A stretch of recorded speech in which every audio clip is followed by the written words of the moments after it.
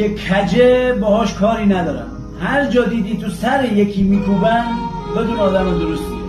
این رسم زندگی.